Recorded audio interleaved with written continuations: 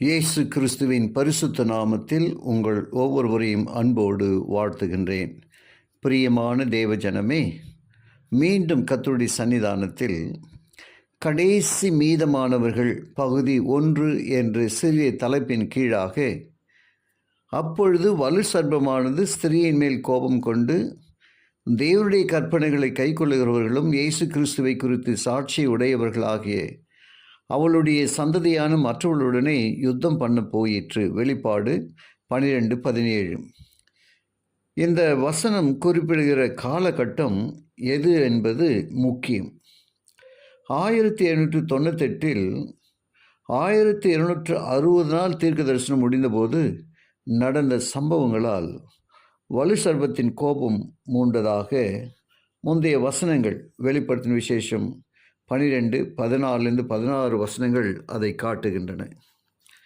வேத வசனங்கள் முன்னறிவித்தபடியே அது நடந்தது.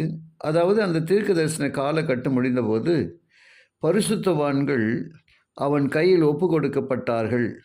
தானியேல் 7:25 அடித்தளத்தில், அதாவது கத்தோலிக்க சபையிடம் ஒப்பு கொடுக்கப்பட்டார்கள். அந்த சமயத்தில் தேவ மக்களுக்கு எதிரான சாத்தானுடைய சதி திட்டங்களின் வேகம் குறைந்தது. போப் கைது செய்யப்பட்டது நிமித்தம் ரோமன் கத்தோலிக்க திருச்சபை அதிகாரபூர்வமாக தோல்வியை சந்தித்திருந்தது. இப்போது புரொட்டஸ்டாண்டர்களுக்கு எதிரான உபத்திரவம் நின்றிருந்தது. அவர்கள் உலகம் முழுவதிலும் பரவி செல்ல தொடங்கியிருந்தனர். தானியேல் 11 அதிகாரம் 33-35 வசனம் வரைக்கும் நாம் வாசிக்கும் பொழுது 1260 வருடங்கள் பற்றி சொல்லப்படுகின்றன. பரிசுத்தவான்கள் பட்டயத்தினாலும் அக்கினியினாலும் சிறையிருப்பினாலும் கொள்ளையினாலும் விழுவார்கள். வசனம் 33. முடிவு காலத்தில் உபத்திரவம் முடிவடையுமென 35வது வசனம் சொல்லுகிறது. அந்த காலகட்டம் கிபி 1798 என்பதை 1260 நாள் தீர்க்க தரிசனத்திலிருந்து நாம் அறிவோம். எனவே 1798 ஆண்டிற்கு பிறகான எல்லா காலத்தையும் முடிவு காலம் என்று வேதம் குறிப்பிடுவது தெரிகிறது. இன்றைய வசனத்தின்படி சாத்தான் தன் தோல்வியால் கோபம் கொண்டு 1798க்கு பிறகு வாழ்கிற அவருடைய சந்ததியான மற்றவர்களை குறிவைத்து தாக்குகிறான். அதாவது முடிவு காலத்தில் உள்ளவர்களை தாக்குகிறான் என்று தெரிகிறது. அவன் என்பது தேவனுடைய மெய்யான சபையை காட்டுகிறது, சுட்டி காட்டுகிறது. அவள் என்பது கிங் ஜேம்ஸ் மொழிபெயர்ப்பு அவளது வித்தின் மீதி என்று சொல்லுகிறது.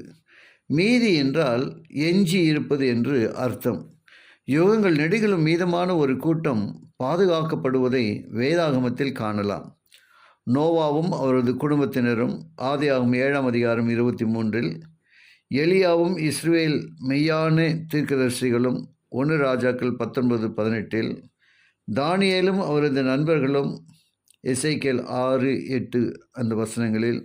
அவர்களிடம் பொதுவாக காணப்பட்டது என்னவென்றால், தேவ மக்களில் பெரும்பாலானவர்கள் வீழ்ந்த நிலையிலும் அவர்கள் அனைவரும் தங்கள் விசுவாசத்தை காத்து கொண்டார்கள். அவர்கள் மூலம் இன்றியமையாத வேதாகம சத்தியங்கள் யுகங்கள் நெடுகிலும் கடந்து சென்றன.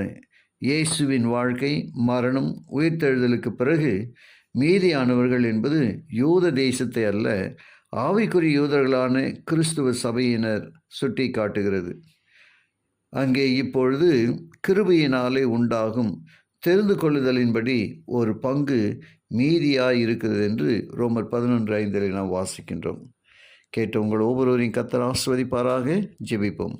கிருபையுள்ள நல்ல பிதாவை உமக்கு நன்றி சொல்லுகிறோம். உடைய வார்த்தையின் வழியாக நீர் எங்களோடு கூட இடைப்பட்டதற்காக ஸ்தோத்திரம். கேட்டு ஒவ்வொருவரையும் ஆசீர்வதியும். இயேசுவின் வழியாக ஜெபிக்கிறேன் நல்ல பிதாவே. ஆமென்.